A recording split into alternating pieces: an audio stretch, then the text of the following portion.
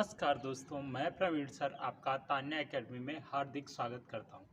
दोस्तों, आज हम एक नए टॉपिक के बारे में बात करने वाले हैं जिसका नाम है खिलजी क्रांति। दोस्तों, इस खिलजी क्रांति को हमें ज़रूर समझना चाहिए क्योंकि इससे रिलेटेड एक क्वेश्चन आपसे पूछे जाने की संभावना हर समय बनी रहती है एग्जामों में। तो दोस्तों, पहले तो हम समझते हैं ये खिलजी कौन थे या खिलजी क्रांति क्या थी, इसके बारे में हम बात करेंगे। जैसे आप देख रहे हैं कि यहाँ पे क्या लिख रखा है, खिलजी क्रांति। इसे खिलजी क्रांति ही क्यों कहते हैं, इसे हमें समझना है। पहली बात तो हमें समझना है खिलजी तुर्क थे या अफगान। पहला क्वेश्चन क्या बनता है, खिलजी तुर्क थे या अफगान, इससे रिलेटेड क्वेश्चन बन चुका है। दोस्तों, वास्तविक रूप में खिलजी क्या थे, तुर्क थे। क्या थे? खिलजी तुर्क थे और ये तुर्किस्तान के निवासी थे। कहाँ के निवासी थे? तुर्किस्तान के निवासी थे। और दूसरी चीज, ये लोग क्या होते हैं, यहाँ पर सारी सुविधाएं ना होने के कारण ये लोग कहाँ पर मूव करके आ जाते हैं, अफगान में आ जाते हैं। कहाँ जाते हैं? अफगान आ जाते हैं। और अफगानिस्तान में ही ये क्या करते हैं, 2 वर्षों तक निवास करते हैं। कितने? 200 वर्षों तक निवास करते हैं। और अफगानिस्तान में ये कहाँ पर रुकते हैं? हेलमंद नदी घाटी पर। कहाँ पर? हेलमंद नदी घाटी पर रुकते हैं। और यहीं पर क्या है, जब कुछ समय तक कोई व्यक्ति रुकता है, क्या है, कुछ समय तक कोई व्यक्ति रुकता है तो वहां पर उसके संस्कृति में क्या आता है, परिवर्तन आता है। तो उसमें क्या होता है कि इन खिलजियों में क्या देखने को मिलता है, अफगानों के रीति रिवाज देखने को मिलते हैं।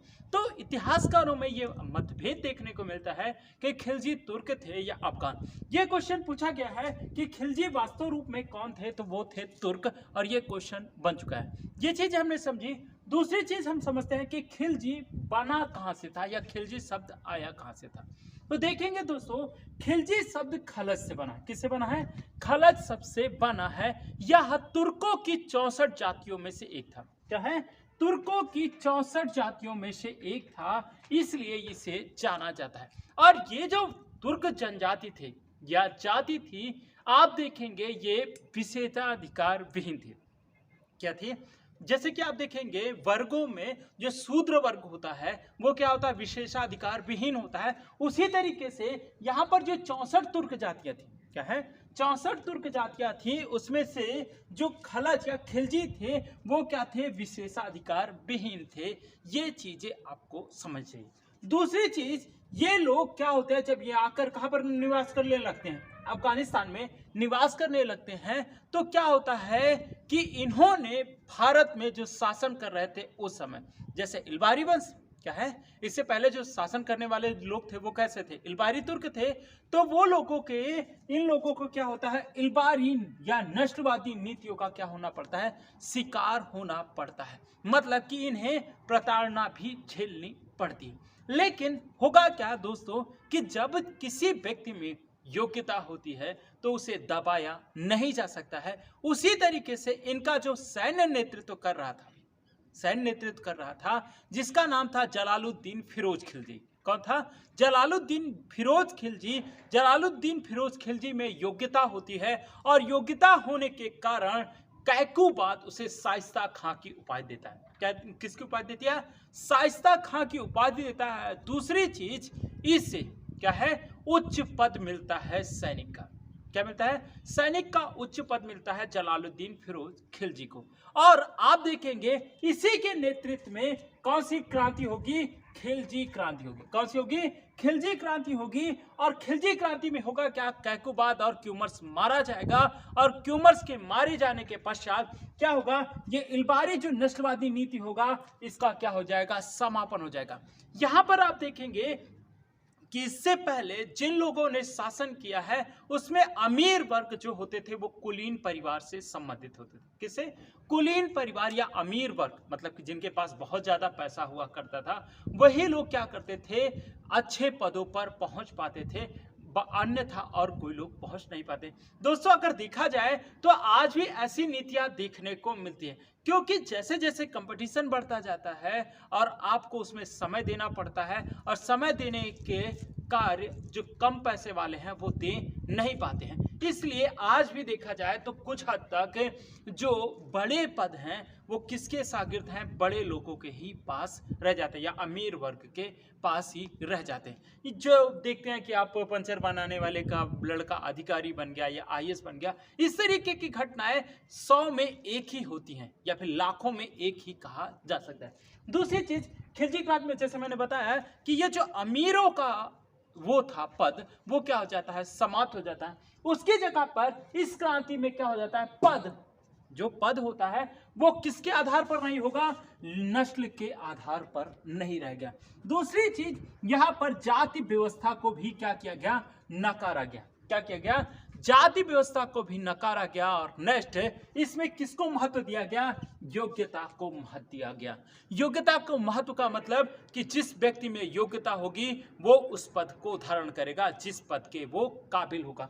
जैसे आप इससे समझ सकते हैं कि वैदिक काल में क्या है, वैदिक काल में दो पार्ट थे, एक था ऋग्वैदिक काल और एक था उत्तर वैदिक काल। ऋग्वैदिक काल में आप देखते हैं कि ऋग्वेद का जो 10वां मंडल था, जिसका 10वां मंडल जिसमें एक सूक्त था जिसका नाम था पुरुष सूक्त। पुरुष सूक्त में 4 वर्णों का उल्लेख किया गया है, जिसमें यह बताया गया है कि मुख से ब्राह्मण, भुजाओं से क्षत्रिय, उदर या पेट से वैश्य और जंघे पैर से किसकी उत्पत्ति हुई थी, शूद्र की उत्पत्ति हुई थी। मतलब जो जैसा काम करेगा वैसे ही उसका वर्ण का निर्धारण होता है। जबकि उत्तर वैदिक काल में ये चीजें परिवर्तित हो जाती हैं। इसकी जगह पर क्या लागू हो जाता है, जन्म आधारित जाति व्यवस्था लागू हो जाती है। तो यहां पर क्या कहा गया कि जाति व्यवस्था से हमको कोई लेना देना नहीं है, नस्ल से कोई लेना देना नहीं है, हमें नहीं लेना देना किससे है, योग्यता से लेना देना है। अगर तुम में योग्यता है तो तभी तुम उस पद को पाओगे। तो इस तरीके की धारणा कौन लेके आते हैं, खिलजी क्रांति में लेके आते हैं। तो ये भी लोग कैसे थे, वंचित वर्ग से थे। वंचित वर्ग तो चाहेगा ना कि हर व्यक्ति आकर हमारे साथ सहयोग करे। तो यहां पर क्या होगा, आप देखेंगे यहां पर स्थानीय भागीदारी पनपेगी। क्या होगी, स्थानीय भागीदारी पनपेगी।